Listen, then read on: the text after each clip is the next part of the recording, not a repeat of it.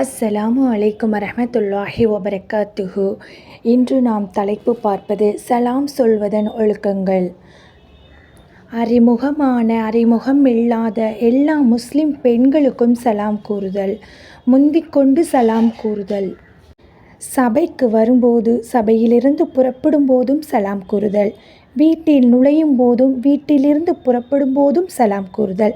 குழந்தைகளுக்கு சலாம் கூறுதல். சிறியவர்கள் பெரியவர்களுக்கும் சலாம் கூறுதல்.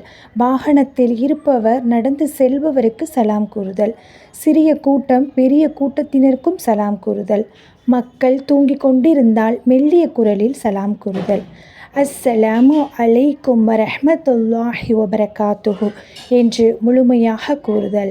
வ அலைக்கும் ஸலாம் வரஹ்மத்துல்லாஹி வபரகாத்துஹு என்று பதிலையும் முழுமையாக கூறுதல். சலாம் கூறி அனுப்பியவருக்கு இவ்வாறு பதில் கூறுதல். அலைக்க வ அலைக்கும் ஸலாம் வரஹ்மத்துல்லாஹி வபரகாத்துஹு. அல்ஹம்துலில்லாஹ். இன்றைக்கி எல்லாருமே சலாமுடைய ஒழுக்கங்களை தெரிந்து கொண்டோம். இதைப்படி கடைப்பிடிப்போம்.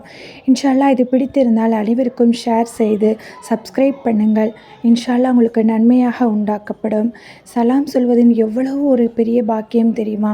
சலாம் சொல்வதால் உங்களுக்கும் நன்மை கிடைக்கும், எனக்கும் நன்மைகள் கிடைக்கும், வீட்டுக்கு ரிஸ்க்கும் தருவான். அல்லாஹ் வீட்டில் நுழையும் போது அஸ்ஸலாமு அலைக்கும் வரஹ்மத்துல்லாஹி வபரகாத்துஹு என்று கூறுவாரோ அதற்கு வலைக்கும் ஸலாம் வரஹ்மத்துல்லாஹி வபரகாத்துஹு என்று கூறுபவருக்கும் அந்த வீட்டில் பரக்கத்து உண்டாகும் என்று நபி ஸல்லல்லாஹு அலைஹி வஸல்லம் அவர்கள் கூறி அஸ்ஸலாமு அலைக்கும் வரஹ்மத்துல்லாஹி வபரகாத்துஹு. இன்ஷா அல்லாஹ் அடுத்த வியாழன் வெள்ளிக்கிழமை பயான்கள் தொடரப்படும். இன்ஷா அல்லாஹ்.